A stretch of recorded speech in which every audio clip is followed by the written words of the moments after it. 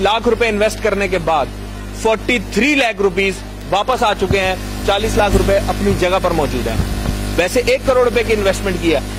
कहानी कुछ मेरी इस तरीके से है, मैंने आपको पिछली वीडियो में भी बताई थी कि मेरी अपनी कहानी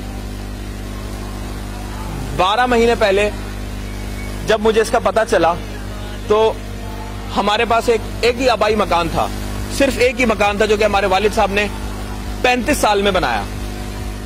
35 साल में बनाया। वालिद साहब के गुजर जाने के बाद वालदा ने उस मकान को बेचने से मना कर दिया। फिर मैंने उसको बेचने के लिए ज्यादा कुछ ख्वाहिश नहीं की कि भी हमने नहीं बेचना, कोई बात नहीं, अगर वालदा को अगर वालिद साहब की खुशबू आती है उस घर से तो हमें उसको नहीं बेचना चाहिए। लेकिन मेरा छोटा भाई है, उसने जिद की और फिर उसने कहा कि इसको बेच दे।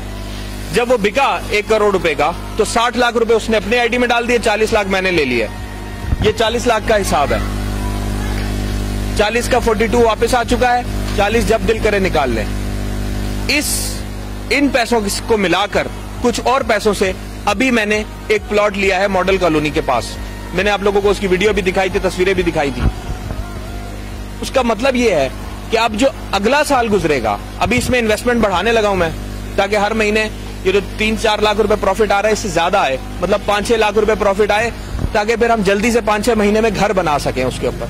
जब वो घर बन जाएगा तो फिर उसके बाद अगला साल वो भाई भी अपना घर मुकम्मल कर चुका होगा, वो भी 60 लाख एक प्रॉफिट निकालेगा और मैं भी 40 लाख प्रॉफिट निकालूंगा और वो घर हम वापस ले लेंगे जो आबाई मकान हमने बेचा था। ये मेरा मिशन है और मैंने इसमें मैंने 50% काम कंप्लीट कर लिया है। हम लोग सारी जिंदगी गुजार देते हैं एक मकान बनाने के लिए, 35 साल 40 साल, क्योंकि हमें गरीब मुल्क आइडिया देने वाला नहीं है, ऐसा कोई आइडिया देने वाला नहीं। अभी SHO साहब हैं, बैठे हुए हैं, 3 महीने पहले मुलाकात हुई। उस वक्त डिसाइड किया था कि इनका एक मकान है, मिसाल के तौर पर 25 लाख रुपए का मकान है, मिसाल के तौर पर, ठीक है, तो वो इन्होंने बेचना है और उसमें डाल देना है। हमारी सरसरी से मुलाकात हुई, फैसला हो गया, ठीक है। आज पता चला हमें कि वो मकान इसलिए नहीं बिका कि 25 लाख रुपए डिमांड करे थे और वो 23 लाख रुपीस दे रहा था। 90 दिन हो चुके हैं इस बात को। ये सोचे कि अगर वो 23 में ही निकाल देते तो 90 दिन में 4,75,000 रुपए कमा लेते। उसी दिन मैंने इनको बताया था कि मेरे पास एक कंप्यूटर ऑपरेटर काम करता है। वो मेरे पास आया, उसकी अम्मी आई मेरे पास, कहती हैं कि मेरे बेटे की सैलरी 1000 रुपए बढ़ा दें। मैंने कहा 1000 रुपए तनख्वाह कैसे बढ़ा दूं, गवर्नमेंट लेवल पे बात करनी पड़ेगी, इतनी ऊपर से 1000 रुपए कैसे बढ़ा दें। मैंने उसको 1000 रुपए निकाल कर दे दिए। दूसरे महीने फिर आ गई कि मेरे बेटे की तनख्वाह 1000 रुपए बढ़ा दें। मैंने कहा भाई 1000 रुपए कैसे बढ़ा दूं, गवर्नमेंट लेवल पर बात करनी पड़ेगी। मैंने उसको फिर 1000 रुपए निकाल कर दे दिए। जब वो तीसरे महीने आई ना, फिर मैंने उसको कहा, मैंने कहा 1000 रुपए तो मैं अभी भी दे दूंगा आपको, लेकिन आपका काम 1000 रुपए से नहीं होगा। 5 बच्चे हैं, हस्बैंड नहीं है, फोत हो चुके हैं, एक मकान वो छोड़कर गए हैं, 35 लाख रुपए उसकी कीमत है उस मकान की। मैंने कहा आप इसको बेचें और इसको करें काम पूरा। उसने फैसला किया बेचने का। 25 दिन गुजार दिए, वो 35 लाख से कम पे हट नहीं रही थी। फिर उसको 32 लाख ऑफर हो रहे थे। मैंने उसको बोला कि 25 दिन गुजर चुके हैं, 32 लाख मिल रहे थे, 32 लाख पहले दिन भी ले लेती तो 25 दिन में 2-3 लाख रुपए तो कमा लेती। उसने 32 में बेचा। आज जब आपके साथ मुलाकात हुई थी उस दिन बेचा था। आज 9 लाख रुपए वापस आ चुके हैं उसके, 9 लाख रुपए। अब मैं उससे पूछता हूं कि 1000 रुपए तनख्वाह बढ़ानी है तो वो हंस के टाल देते हैं। ये बात है। मैंने वो काम बता रहा हूं आपको जो मैंने खुद किया है। वो इस दर्द से मैं खुद गुजरा हूं। अपना मकान बेचकर किराए के मकान में सामान शिफ्ट करके जाने का जो दर्द है वो मैंने महसूस किया है। और इसीलिए मैंने अपने घर से शुरू किया ये काम। मैंने अपने जो मेरे प्यारे हैं, एक मेरे वालदा, मेरा भाई, हमने आपस में बताया। और फिर मैंने कम से कम 20-25 लोग जिनके साथ मैंने 10-15 साल काम किया है, उसमें एक आजम भाई भी हैं। हम आजम भाई के बहुत मशहूर हैं कि उन्होंने आप लोगों को यहाँ पर दावत दी। कराची यूनिवर्सिटी की यूनियन के नायब सदर हैं। अब क्या हुआ, इनको भी मैंने बताया था। इन्होंने भी इन्वेस्टमेंट उस वक्त नहीं की। आज इनको बहुत खुशी है अपनी इन्वेस्टमेंट करने की, लेकिन खुशी के साथ अफसोस भी है कि देर से क्यों की। मुझे जब पता चला, मैंने उस वक्त आइल्स पढ़ा रहा हूं मैं, आइल्स पूरी दुनिया में। मेरा नाम आप लिखेंगे अरसलान कनाडा, आपको मेरी कम से कम 100-150 वीडियोस गूगल के फर्स्ट इंजन पर ही मिल जाएगी। सिर्फ आप यहां पर लिखें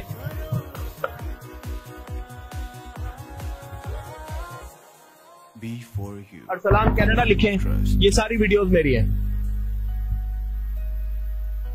इसमें B4U की बात नहीं कर रहा मैं वैसे अपने बारे में बता रहा हूं कि मैं जब लेक्चर देता हूं आइल्स का, तो कम से कम 25 to 27, 28 कंट्रीज में मेरा लेक्चर सुना जाता है।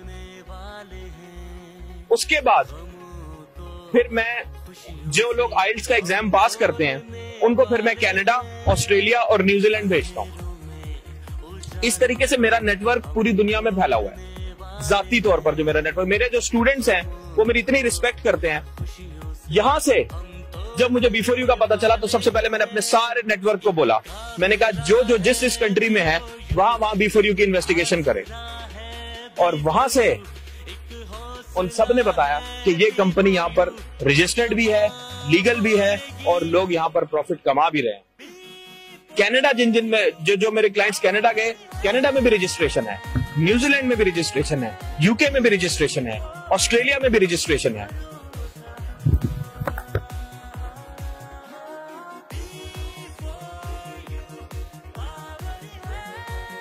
मिसाल के तौर पर अगर कोई बंदा पैसे इन्वेस्ट करना चाहता है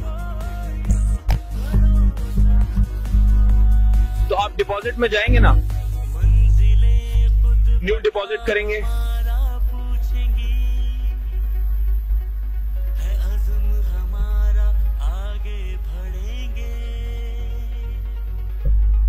यूरोप है, अगर आप यूरोप में बैठे हैं तो ये यूरोप का बैंक अकाउंट है।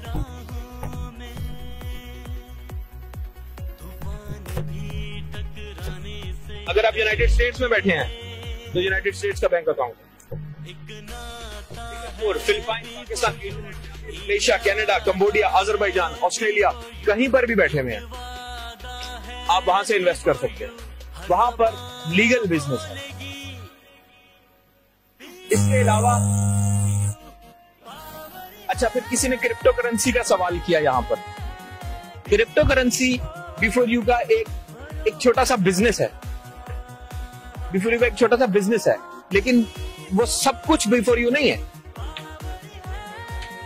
एक मिसाल के तौर पर 2008 में क्रिप्टो करेंसी का एक कॉइन आया था, सबसे पहला 8 रुपए का वो कॉइन था। यूं समझे कि ये एक कॉइन आ गया, बिटकॉइन 8 रुपए का वो कॉइन था। उसी वक्त 2008 में बहुत सारे लोगों ने कुछ सोना खरीदकर अपने पास रख लिया होगा, आज उसकी कीमत डबल हो चुकी है। 2008 में कुछ लोगों ने डॉलर खरीद लिए होंगे, आज वो डॉलर डबल हो चुके हैं। 2008 में कुछ लोगों ने प्लॉट ले लिया होगा, आज वो प्लॉट ट्रिपल हो चुका है। 2008 में किसी ने चांदी खरीद लिया होगा, आज वो चांदी ट्रिपल हो चुका है। 2008 में किसी ने पेट्रोल खरीद लिया होगा, रो स्टोर कर लिया होगा, आज वो पेट्रोल 2 गुना हो चुका है। क्योंकि 2008 में पेट्रोल की कीमत जो थी वो थी 50 रुपए, आज 100 रुपए हो गई होगी। 2008 में सोना था 40,000 का, आज 80-90 हजार रुपया हो गया होगा। 2008 में जो भी उसका रेट था प्लॉट का, अगर 1 करोड़ रुपए का था तो आज वो 2-3 करोड़ रुपए का हो गया होगा।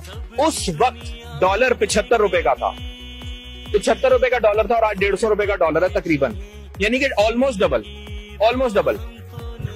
अब यहां पर समझने की बात है कि अगर किसी ने 1 करोड़ रुपए का प्लॉट लिया तो वो 2-3 करोड़ का हो गया, किसी ने 1 करोड़ रुपए का सोना लिया तो वो 2-3 करोड़ का हो गया, किसी ने 1 करोड़ रुपए का अगर गोल्ड लिया या सिल्वर लिया या डॉलर लिया तो वो 2-3 करोड़ रुपए के हो गए। अगर किसी ने 1 करोड़ रुपए का बिटकॉइन खरीदा था वो आज कितने का हो गया? 8 रुपए का एक कॉइन था, 8 रुपए का, आज 15 लाख 20 लाख रुपए का है वो कॉइन। अब बताएं वो कितने का हुआ होगा? 1 करोड़ का 2 करोड़ हुआ होगा? 2000 अरब, 2000 अरब। बाकी चीजें 1 करोड़ की 2 करोड़ हो गई 12 साल में, ये 2000 अरब रुपए। ये वो चीज है जो कि B4U का सिर्फ एक हिस्सा है, सिर्फ एक हिस्सा। इसको समझने की जरूरत है कि ये पैसा इतना आता कहां से है। हमें तो 7% मिलता है, वो उससे ज्यादा कमा सकते हैं और उनको हमें 7% देने में कोई प्रॉब्लम नहीं है सारी जिंदगी। ये आज सिर्फ 20 लाख का हुआ है, 15 लाख का बिटकॉइन हुआ है, ये 1 करोड़ तक जाएगा। इसके अलावा B4U ने अपना कॉइन लॉन्च कर दिया SR कॉइन के नाम से। ये बहुत आगे जाएगा। जो अपना कॉइन लॉन्च कर दे कंपनी, वो उसको अपनी साख बचाने के लिए पूरी दुनिया के हर मुल्क में अपना लोहा मनवाना पड़ेगा। इसीलिए मैं कह रहा हूं कि ये B4U की सिर्फ उड़ान का टाइम है, सबसे जबरदस्त टाइम है। हर बंदा अपनी अपनी सोच के लिहाज से इसकी इन्वेस्टमेंट को समझे। अगर एक बंदर है, बंदर के सामने हम 10 लाख रुपए रख दें और 2 दर्जन केले रख दें तो वो केले उठाएगा।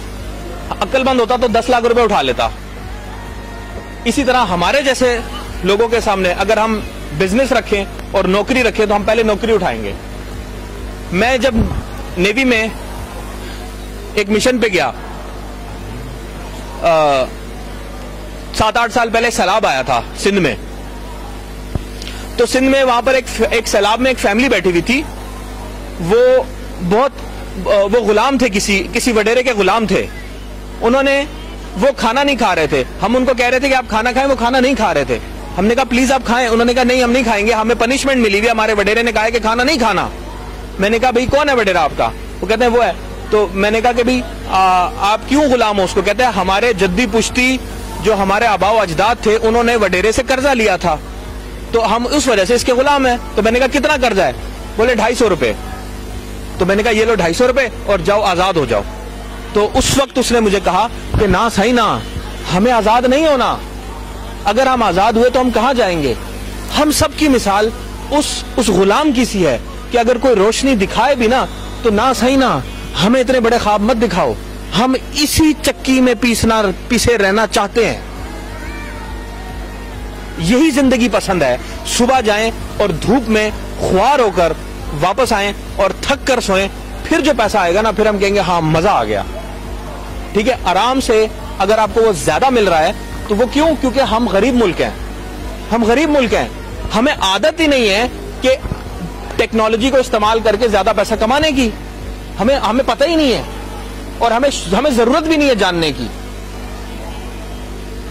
इतने ज्यादा लोगों ने पाकिस्तान में B4U में पैसे लगाए हैं जो बिल्कुल अंगूठा छाप है। इतनी ज्यादा लेडीज हैं जिनके हस्बैंड नहीं है, उन्होंने भी पैसे लगा दिए। वो औरत होकर इतना कुछ कर रही हैं। ठीक है, और हम लोगों ने क्या किया? कुछ भी नहीं। आप लोगों में से बहुत सारे लोग मेरे साथ बहुत अरसे से राब्ते में हैं, लेकिन जो पहला कदम होता है ना उसको उठाने के लिए हिम्मत चाहिए। मुझसे किसी ने कहा, मुझसे एक दफा आजम भाई ने कहा कि अरसलान भाई आपके पास पैसे थे तो आपने लगा दिए ना। उस वक्त मैंने जवाब दिया, मैंने कहा यह बात नहीं करना, मेरे पास पैसे नहीं थे, मेरे पास भी वही मकान था जो आपके पास था, बराबर है हम दोनों। मेरे पास सिर्फ हिम्मत थी बस, और आंखों में ख्वाब थे। उन ख्वाबों को पूरा करने के लिए मैंने ये काम किया। मैंने 1000 साल की जिंदगी का नहीं सोचा कि मैं अभी पहले किराए पे चढ़ाऊं मकान को और फिर उसके बाद 15 साल तक किराया लूं और फिर किराएदारों के भी झंझट देखूं, ये भी करूं वो भी करूं। ऐसा नहीं सोचा मैंने। वो आंखों में ख्वाब। अब देखें, ख्वाब की बात करते हैं। 2 तरह के लोग होते हैं, एक होते हैं जो ड्रीमर्स होते हैं, दूसरे स्लीपर्स होते हैं। जो ख्वाब देखने वाले हैं ना वो अपने मनपसंद लोगों के साथ ही बैठते हैं। शादी में बैठे हुए हैं तो अलग अलग टेबल पकड़ के बैठ जाते हैं। ख्वाब देखने वाले ख्वाब देखने वालों के साथ बैठ जाते हैं, और जो सोने वाले हैं, जो सारा दिन थक कर सोते हैं, वो अलग बैठ जाते हैं। ठीक है, और जो नमाजी हैं वो नमाजियों के साथ बैठ जाते हैं, जो शराबी हैं वो शराबियों के साथ बैठ जाते हैं। इस तरह होता है, हर जगह ऐसी गैदरिंग होती है। ये ख्वाब देखने वाले अगर दूसरे थक कर सोने वालों के साथ अगर मशवरा भी कर लेंगे ना तो वो इनका मजाक उड़ाएंगे, और ये थक कर सोने वाले अगर ख्वाब देखने वालों के पास आएंगे, कोई मशवरा करेंगे तो ये उनका मजाक उड़ाएंगे। आपने देखना है कि आप किससे मशवरा कर रहे हैं। अपने भाई से मशवरा कर रहे हैं, बेशक अपने भाई से मशवरा कर रहे हैं, लेकिन क्या वो आपकी तरह ख्वाब देखने वाला है? ये बात समझने की जरूरत है। जनरेट कर सकते हैं। तो जितने भी लोग मुझे सुन रहे हैं उनके अपने अपने फ्लैट्स की यूनियन है, ज्यादातर कराची में, उनके मेंटेनेंस के पैसे हैं। आप लोग आधे पैसे एक B4U पे उस फ्लैट के नाम से अकाउंट में बनाएं और फिर आप देखें आपको कितना फायदा होगा। वो पूरा फ्लैट एक बेहतरीन मतलब लुक देगा। दूसरों का सोचें।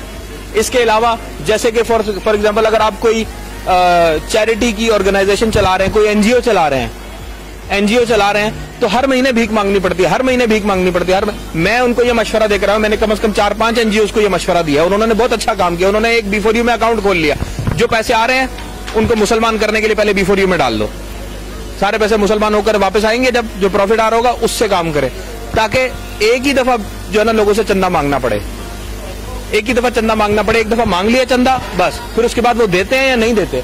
अब लोगों के मंथली फिक्स हुए हुए, मस्जिद है ठीक है, उसके मंथली फिक्स हुए हैं, अगर इमाम साहब को चाहिए पैसे तो हर महीने जाकर जिस घर से 500-500 रुपए लेने हैं वो लेने, वो एक दफा अगर ये कोशिश कर ले, एक दफा वो डाल लें तो उनका भी मंथली फिक्स हो जाएगा। हमने यहाँ पर बहुत सारे लोगों की हेल्प की है और उनको यही मशवरे दिए और वो चल रही हैं चीजें। पैसा आपके बैंक अकाउंट में आना है, डॉलर्स में ये खुद ब खुद कन्वर्ट हो जाता है, आपको कुछ भी करने की जरूरत नहीं है। आपने पैसा पाकिस्तानी रुपीस में बैंक में डाला, वो उसमें डॉलर्स में कन्वर्ट हो गया, वहां से प्रॉफिट डॉलर में लगा, वहां से जब आपने बटन दबाया तो आपके पाकिस्तानी बैंक अकाउंट में जब पैसा आएगा PKR में आएगा, दैट्स इट। सारी ट्रांजैक्शन लीगल है। B4U, a name of trust.